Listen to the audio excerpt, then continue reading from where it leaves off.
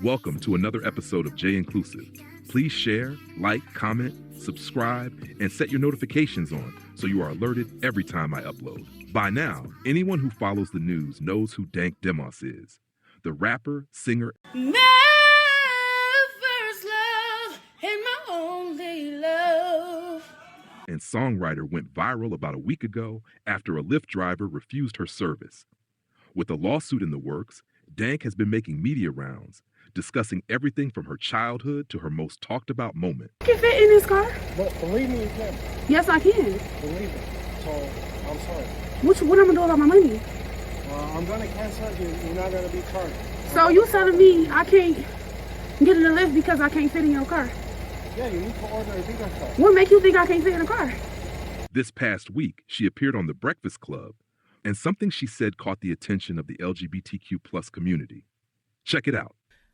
Bigger people, obese, the F word people should just be in a house. When it's like, The we F not. word? Yeah, the F word. I'm not. You heard that you can't say in your house, Yeah. fat. You don't like it. Oh! I'm not saying that word. Yeah, we don't use that word in my house Okay. either. I thought you were talking about the gay slur. I'm like, wait, I'm confused. No. No. But I just feel like it should be accommodated. Bigger people should be accommodated, just like we accommodate the LGBT community. All those other communities. I just feel like we outside. If we inside, is get up. Why you in a house? You should be doing this. You should be doing that. When we outside, it's like, why you not in a house? Well, Why people would you out say, here? okay, John. Who actually told you that? Because, that's crazy. I don't believe that, F people should stay in the house. That's how it is. We go outside and people looking at us crazy, like, we getting stared at for what? Because we big. Now, I don't want to make this about her because I understand what she meant by her statement. However, many people genuinely feel that the gay community is perceived as receiving preferential treatment. While Black trans women still face daily discrimination, and Black gay men often feel uncomfortable in barbershops where hypermasculinity and homophobia are prevalent. Under Trump, DEI, diversity, equity, and inclusion, has become a hot-button issue, and with many companies rolling back their DEI initiatives, the limited sense of inclusion that Black queer people once felt has been stripped away. Diversity, equity, and inclusion was added, but today that last one was ended by an executive order of President Trump. So let's get into what DEI is and what DEI is not. DEI is an umbrella term for plans to put equitable environments into our workplaces, something Dr. Uhuru Williams, founder of the Racial Justice Initiative at St. Thomas, is well versed in. Diversity, equity, and inclusion simply ensures fairness in hiring practices. It doesn't establish quotas. It doesn't establish set-asides. It simply recognizes the importance of creating an environment where everyone feels valued and seen. Its origin, as it pertains to work, is the Civil Rights Act of 1964. I really wish that people would just dig into the language of the Civil Rights Act of 1964. That dig brings you to Titles 6 and 7 of that act that say discrimination is prohibited in employment based on race, color, religion, sex, or national origin. And to know that's been around for 60 years should tell you working toward diversity, equity, and inclusion is not a new concept in this country. So to see it stricken from the federal government is something. I never thought, and I'm not Pollyanna by any stretch of the imagination, that we would get to this point. This is very, very difficult. The most recent data from the Government Accountability Office shows that federal employees aren't remarkably diverse. Nearly 68% of them are white, a clear majority. To have the president come in and articulate, as so many believe, that fundamentally these programs are discriminatory against whites is simply not true. They do not entitle nor provide opportunities or jobs for individuals. They simply ensure fairness in hiring. Fairness that also isn't just about white or Black. A large number of those who have benefited from these types of programs are white women, are minorities other than African American. So even when these initiatives were in place, we were still at the bottom of the totem pole. Laws protecting LGBTQ plus people from discrimination in public accommodations based on sexual orientation and gender identity exist in only 19 states and the District of Columbia. A recent Spotlight report found that at least 313 cities and counties across the U.S. have local non-discrimination ordinances prohibiting discrimination in public accommodations based on sexual orientation. There are no federal non-discrimination protections in public accommodations for any of these characteristics. Under the current administration, Coordinated efforts are underway to weaken and undermine these protections for LGBTQ plus people, particularly transgender individuals. President Trump fulfilled a campaign promise today by signing a new executive order banning transgender women from participating in women's sports. Alan Devlin spoke with members of the LGBTQ community, some of whom say their rights are under attack. Donald Trump's latest executive order is not coming as a surprise to many, but it is leaving members of the LGBTQ community feeling uneasy this evening. Today, I'm feeling just deeply disappointed. Emotions of anger and disappointment echoing across the LGBTQ community Wednesday as the Trump administration stands on a promise made during the campaign. In a few moments, I'll sign a historic executive order to ban men from competing in women's sports. It's about time. Instead of addressing real issues facing Americans, Trump is once again targeting the transgender community simply to score political points. The executive order, titled Keeping Men Out of Women's Sports, mandates that Title IX, the federal law banning sex discrimination in schools, be interpreted as prohibiting the participation of transgender girls and women in female sports. And according to a 2023 Gallup poll, 69% of Americans believe sports participation should be based on the gender assigned at birth. Well, it's been very clear. The policy of this administration is that there are only two sexes, male and female. Pretty simple. There's a lot of confusion, a lot of fear amongst trans people. Chris Mosier is an accomplished and record-setting Nike-sponsored transgender athlete who says he's shocked but not surprised. We are banding together to fight along with other groups, and we will continue to fight. We will continue to stand in our power, and no matter what, we will continue to exist. He is the sole trans athlete we contacted who was willing to speak to CBS News New York. Many others declined. Of course, they're not going to want to come on camera right now because it's a terrifying moment to be trans in this country. The order is not law, but according to the White House, those not in compliance could jeopardize their federal funding or face legal action. With this executive order, the war on women's sports is over. In Manhattan, Alan Devlin, CBS News, New York.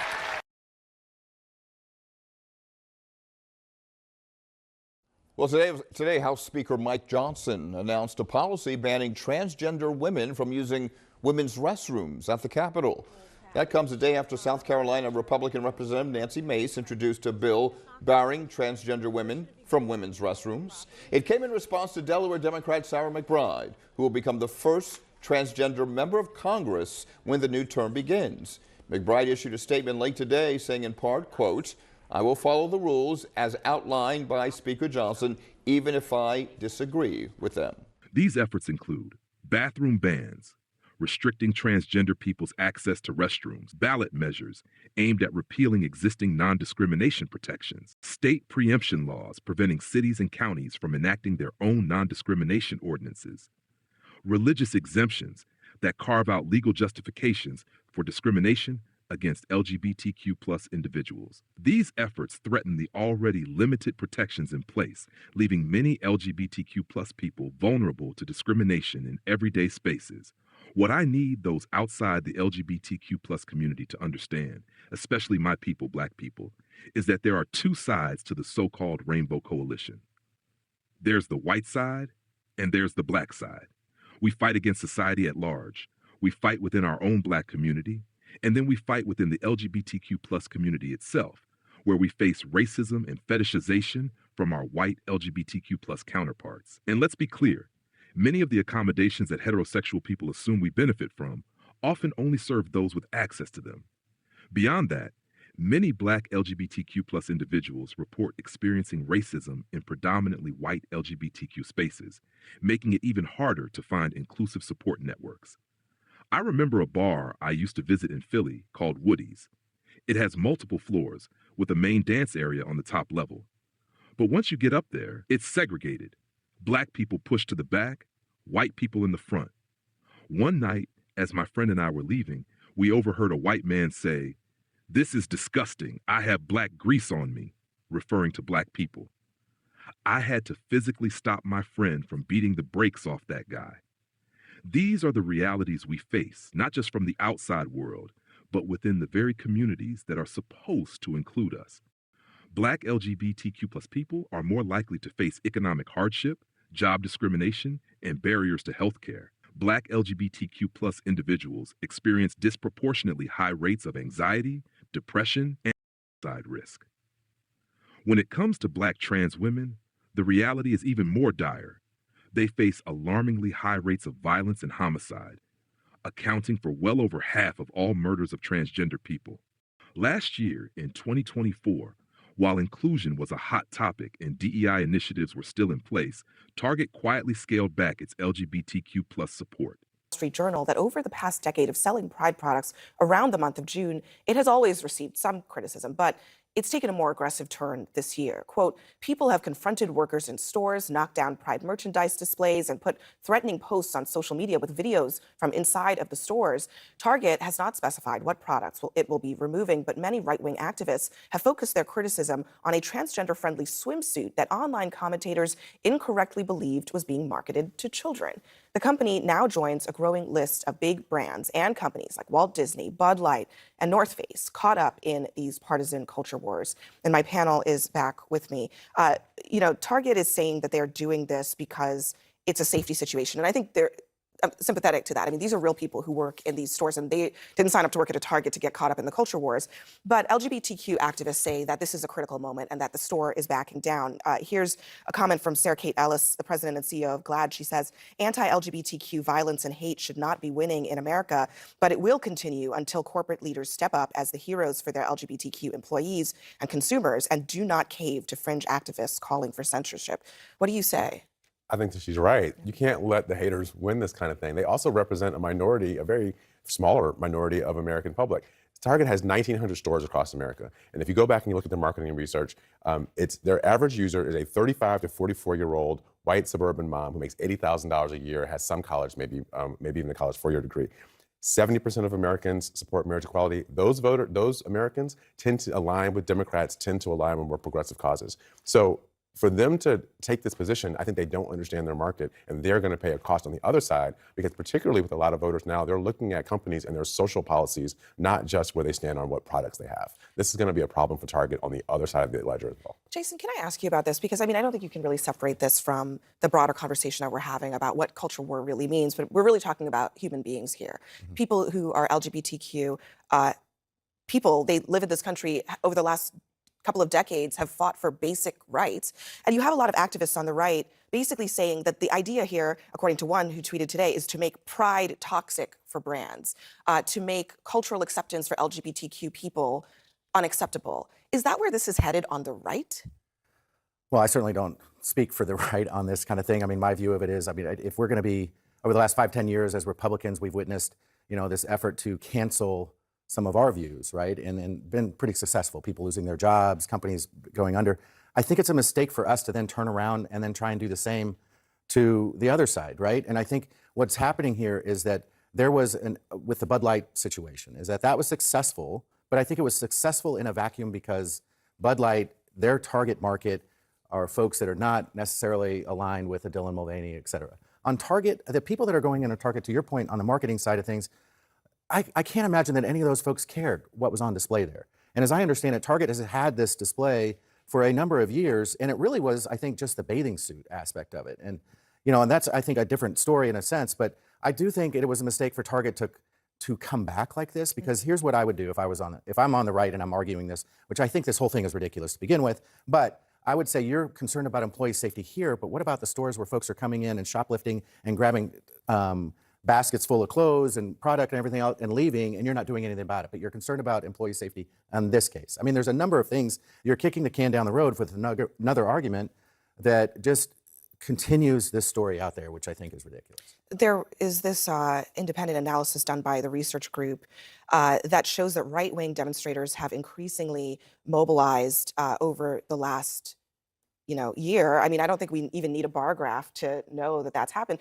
Incidentally, I think Ron DeSantis would claim credit for some of this too, right? You spent some time digging really deep into the kind of origin story of this push against LGBTQ individuals, which has been really centered around trans people, but is not just about trans people. Yeah, and I think there's also a larger story about the divorce between the Republican Party and the business community. Yeah, you know, a lot of these companies feel like they are caught in the middle and they would just like to serve their customers and not get involved in politics. But increasingly, they do have to choose sides. There is not a middle ground. It is either, you know, you're sort of with them or against them. And the pressure is coming from customers, it's coming from employees to take sides in some of these important issues that are about, for a lot of people, basic human rights. And that means that the companies are sort of in this no-win situation where, you know, I think from the point of view of the right, to Jason's point, there is a feeling like they have been the victims of this culture war coming from the dominant culture, coming from corporations, coming from all of the institutions outside of government. And so you've seen, you know, politicians like Ron DeSantis, a lot of activists, whether it's on Twitter or elsewhere, saying they want to go on offense and take on these corporations that have, in their view, gone woke. And so it leads to this situation where everybody is picking sides and where companies have become alienated from the sort of traditional party of capital because Republicans are the ones saying, if you're, you know, Disney and you want to promote gay rights in your movies or on your campuses, they're going to protest. During a month that's supposed to be about celebrating pride and self-acceptance. And let's be real, pride itself has been hijacked to include everyone, regardless of their sexual orientation or gender identity. So listen, my people, my Black people, whatever accommodations you think we as the Black queer community receive, we don't. So let's stop with the don't mess with the LGBT community narrative. No, it's don't mess with the white LGBT community. Whatever systemic advantages you think we have, we don't. We are a minority within a minority, and some of us face multiple layers of oppression. And let's not even get into the infighting within the Black queer community, where the gays don't like the lesbians, the gays and lesbians don't like the trans folks, and nobody likes the bisexual. But that's a conversation for another day. This is what I stay from, no it comes.